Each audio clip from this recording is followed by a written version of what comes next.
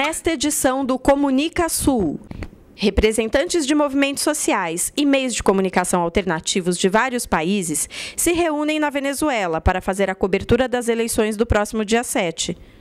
Pablo Kunik, da Rede Alba TV, fala sobre a liberdade de expressão no país e o papel dos meios de comunicação privados, estatais e comunitários.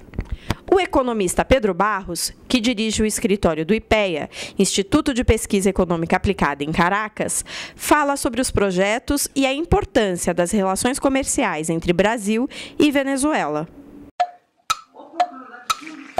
Sí, la realidad es que en Venezuela se practica la libertad de expresión y se practica algo mucho más interesante, que es la posibilidad del pueblo, de la gente común, de estar haciendo comunicación para su comunidad, haciendo comunicación para otras comunidades.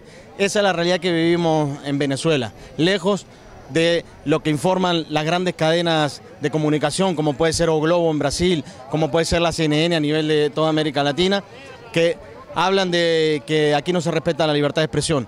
Los invito a ustedes, a todos los compañeros que están viniendo de otros sitios, a todos los periodistas que vengan, que recorran Caracas, que vayan, que visiten, que comprueben por sus propios ojos la felicidad de un pueblo, la libertad que tenemos como pueblo de organizarnos, de opinar, de articular.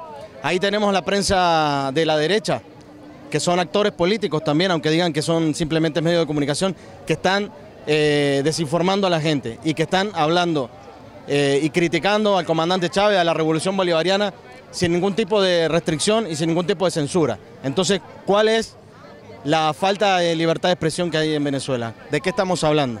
Aquí se practica la libertad de expresión. Mira, aquí en Venezuela decididamente hay, a nivel del mediático, hay una división y hay una guerra. Y se puede decir en esos términos, sin exagerar. Los medios de la derecha, históricamente, han estado a favor, obviamente, de los candidatos de la derecha, pero también han estado del lado de las empresas multinacionales. Sí, eso es ser parcial, eso es ser objetivo. Sí, la media burguesa informa sobre sus intereses, que son los intereses comerciales, los intereses corporativos.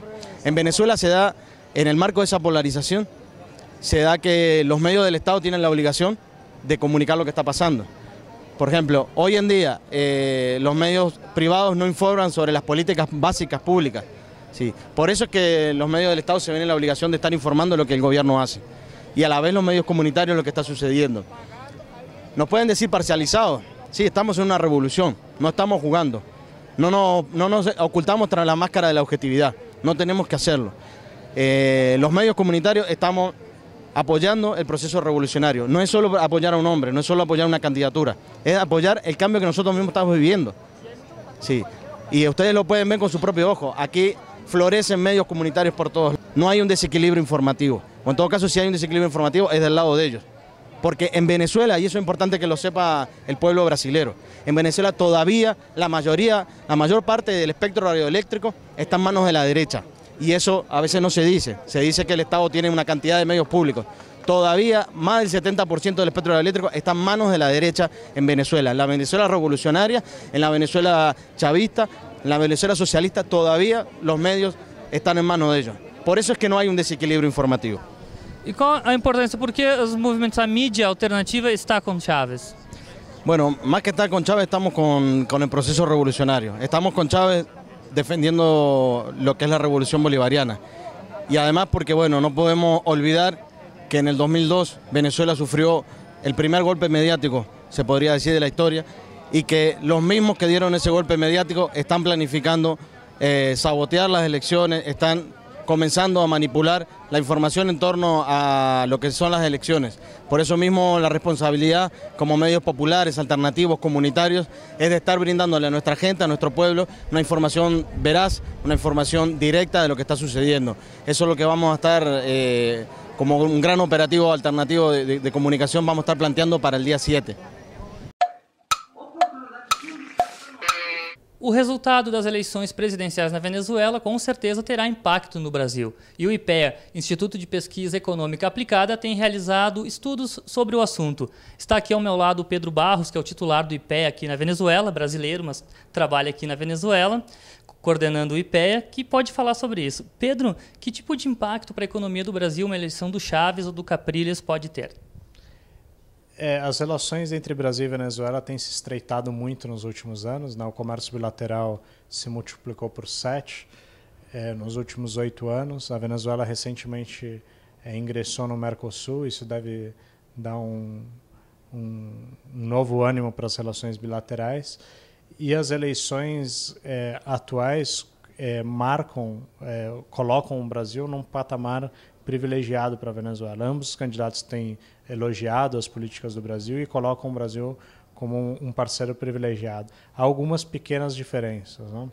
O presidente Chávez, candidato à reeleição, ele coloca o Brasil como parceiro prioritário e dá uma importância muito grande ao Mercosul. O Henrique Capriles, candidato da oposição, ele prefere reforçar os laços com o antigo bloco que a Venezuela fazia parte em 2006, que é a Comunidade Andina de Nações. Isso pode ter essa pequena sutileza, pode trazer alguma diferença para as relações com o Brasil em caso de vitória de um ou do outro candidato.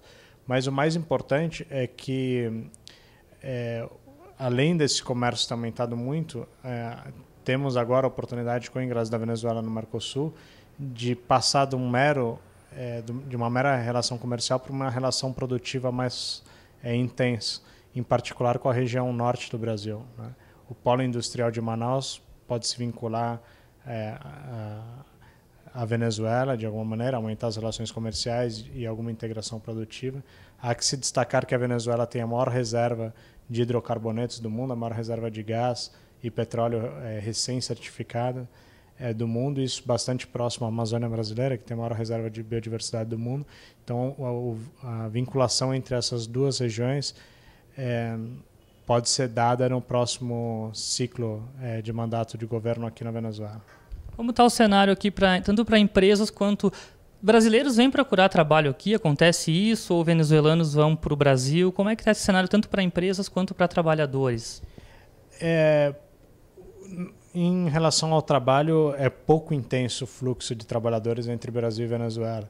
Já foi muito mais intenso no caso do garimpo, né? Quando, no começo dos anos 90, quando o Brasil aumentou a repressão à atividade do garimpo, principalmente no estado de Roraima, muitos brasileiros garimpeiros vieram à Venezuela, mas isso também perdeu força nos últimos anos. Agora, do ponto de vista empresarial, a relação é muito mais intensa, né? Há grandes empresas brasileiras na Venezuela e grandes projetos, principalmente na área de infraestrutura e construção civil, são executados por empresas brasileiras aqui, que trazem também trabalhadores brasileiros. Também há um fluxo agora com o aumento das atividades petroleiras no Brasil e a Venezuela, que é um dos principais produtores de petróleo do mundo há 8 décadas, há um pequeno fluxo de trabalhadores venezuelanos para o Brasil para trabalharem nesse tipo de atividade.